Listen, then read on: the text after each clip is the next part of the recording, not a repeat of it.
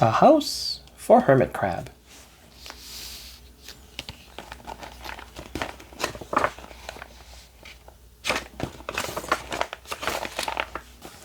It's time to move, said Hermit Crab.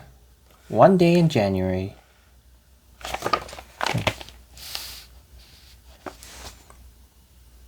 A House for Hermit Crab.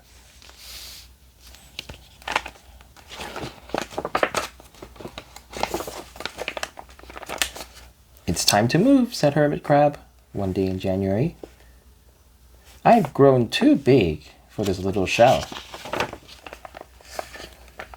Hermit Crab felt safe and snug in his shell, but now it is too snug. He stepped out of his shell and onto the floor of the ocean. But it was frightening out in the open sea without a shell to hide in. What if a big fish comes along and attacks me, he thought. I must find a new home soon. Early in February, Hermit Crab found just the house he was looking for. It was a big shell and strong. He moved right in, wiggled and wriggled about inside it to see how it felt. It felt just right. But it looks so plain, thought Hermit Crab. In March, Hermit Crab met some sea anemones. They swayed gently back and forth in the water. How beautiful you are, said Hermit Crab. Would one of you be willing to come and live on my house? It's so plain, it needs you. I'll come, whispers a small Monet. Gently, Hermit Crab picked it up with his claw and put it on his shell. In April, Hermit Crab passed the flock of starfish moving slowly along the seafloor. How handsome you are, said Hermit Crab. Would one of you be willing to decorate my house? I would, signaled a little sea star. Hermit Crab picked it up with his claws and put it on his house. In May, Hermit Crab discovered some coral. They were hard and didn't move. How pretty you are, said Hermit Crab. Would one of you be willing to make my house more beautiful? I would, creaked the crusty coral. Carefully, Hermit Crab picked it up with his claws and placed it on his shell.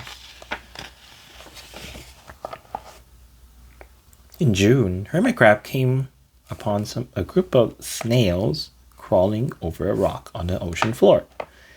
They grazed as they went, picking up algae and bits of debris, and leaving a neat path behind them. How tidy and hard-working you are, said Hermit Crab. Would one of you be willing to help clean my house? I would, offered one of the snails. Happily, Hermit Crab picked it up with his claws and placed it on his shell. In July, Hermit Crab came upon several sea urchins. They had sharp, prickly needles. How fierce you look, said Hermit Crab. Would one of you be willing to protect my house? I would, answered a spiky sea urchin. Gratefully, Hermit Crab picked it up with his claws and placed it near his shell. In August, Hermit Crab and his friends wandered into the forest of seaweed. It's so dark here, thought Hermit Crab. How dim it is, murmured the sea anemone. How gloomy it is, whispered the starfish. How murky it is, complained the coral. I can't see, said the snail. It's like nighttime, cried the sea urchins.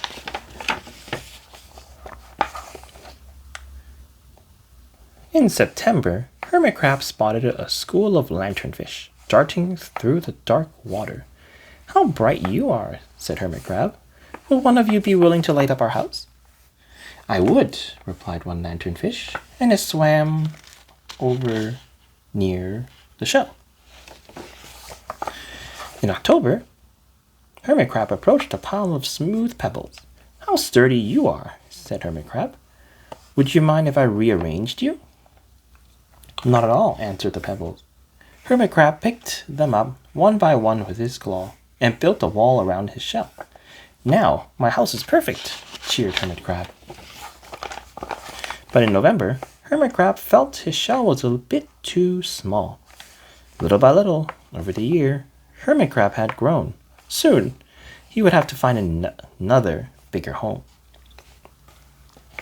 But he had come to love his friends, the sea anemone, the starfish, the coral, the sea urchin, the snail, the lanternfish, and even the smooth pebbles. They have been so good to me, thought Hermit Crab. They are like a family. How could I ever leave them?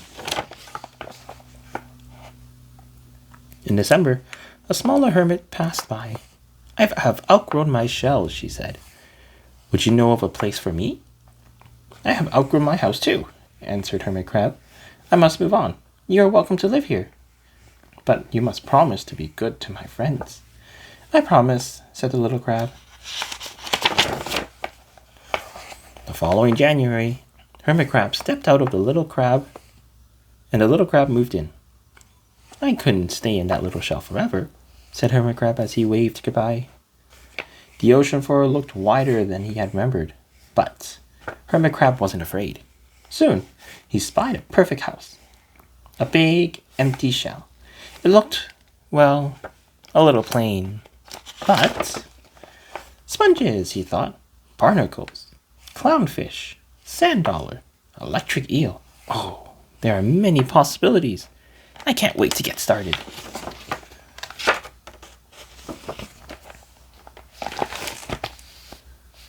Thank you very much for joining me today in reading A House for Hermit Crab. If you like this video, please like and subscribe, and I'll see you in the next one. Bye for now.